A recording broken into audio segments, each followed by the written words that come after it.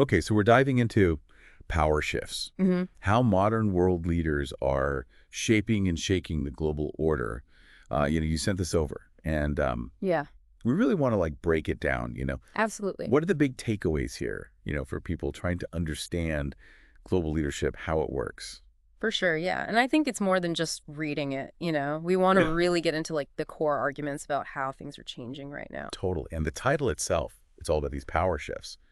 So what does the text say is really driving these shifts we're seeing on like a global scale? Well, the thing that really struck me was how it focuses on how much these modern leaders are actually driving the change, you know? Oh, It's interesting. not just reacting to things that are happening. It's like they're actively trying to, change the whole balance of power. Hmm. And they're using like all these new tools and approaches. Okay, so let's get into that. Like, how are they actually shaping this global order according to what this text is saying? What are they doing? Well, it talks a lot about these new alliances they're forming, and it's not always like the traditional allies, you know. Right. Sometimes it's countries you wouldn't expect working together, maybe because of like shared economic interests or something in tech. Oh, so like even if they have different political systems? Exactly. Like it doesn't matter as much anymore. Huh. And then it also talks about how they're using economic incentives and new technologies to kind of build their influence. I see. So it's not just like military power anymore. Right. It's like a whole new game. Yeah. Okay, so then the text also talks about how these leaders are shaking things up. Yeah. So how is that different from the shaping part we were talking about? Yeah, so the shaking is more about challenging the existing rules and institutions, Okay, like the UN or NATO. got it.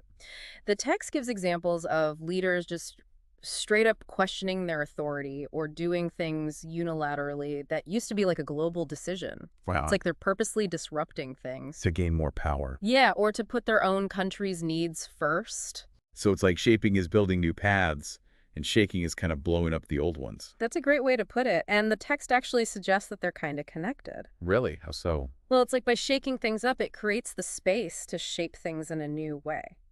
I see. They knock down the old order, and then they get to build something that works better for them.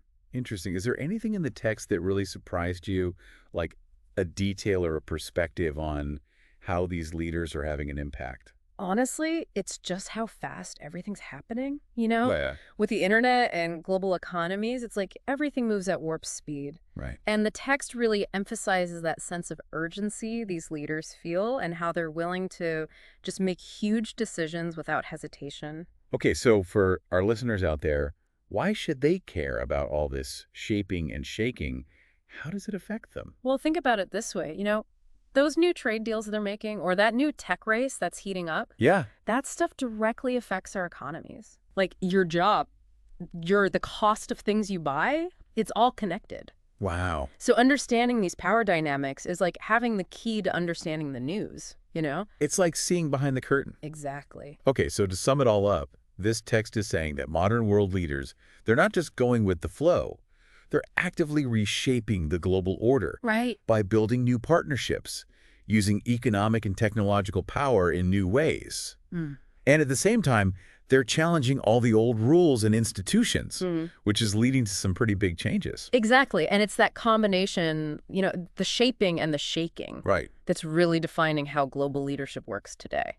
So here's something to think about.